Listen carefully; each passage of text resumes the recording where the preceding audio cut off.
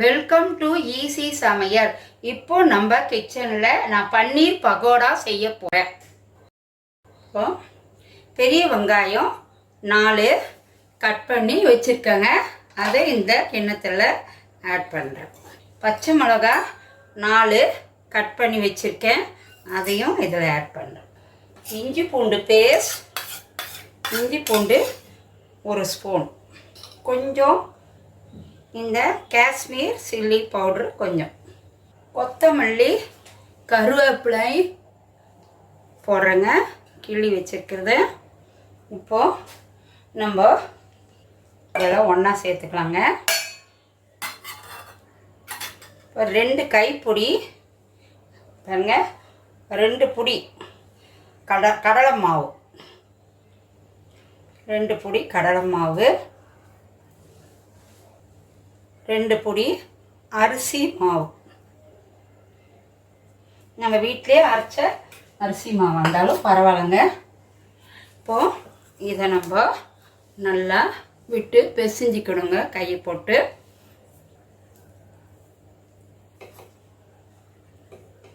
பிசைஞ்சிட்டு இப்போ நம்ம திருவி வச்சுக்கிற இந்த பன்னீர் போடணுங்க.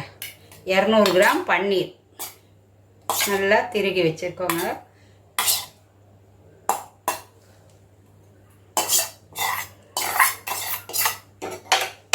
அதையும் நல்லா போட்டு அப்படியே ஒன்றா பிசைஞ்சிக்கணுங்க.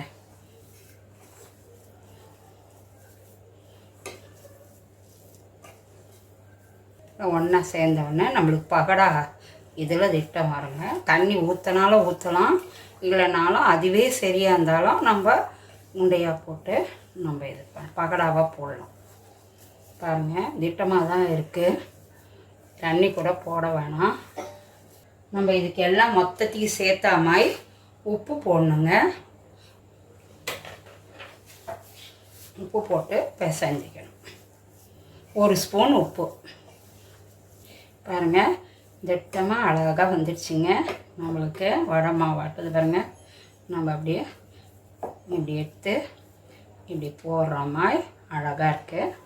அவ்வளோதாங்க. இப்போ இதை மூடி வச்சுட்டு நம்ம கடாயை ஆன் பண்ணணும், கேஸை. இப்போ நான் கேஸை ஆன் பண்ணுறேங்க. பன்னீர் பகோடாவுக்கு தேவையான அளவு பொரிக்கிற அளவுக்கு எண்ணெயை கடாயில் ஊற்றிக்கணுங்க.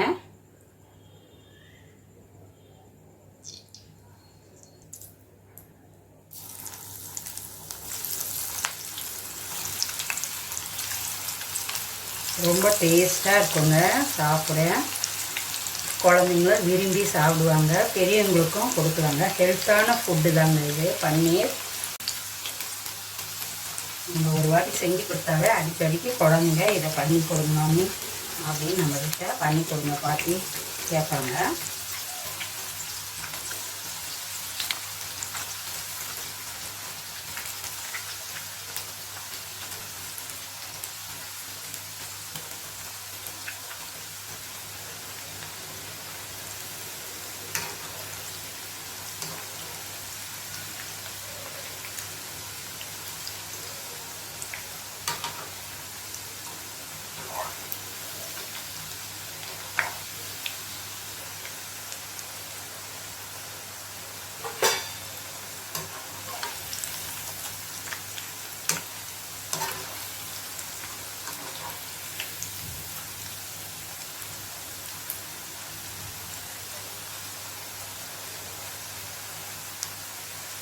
பாருங்க, நல்லா செவந்து பகோடா நல்லா வந்துட்டுதுங்க.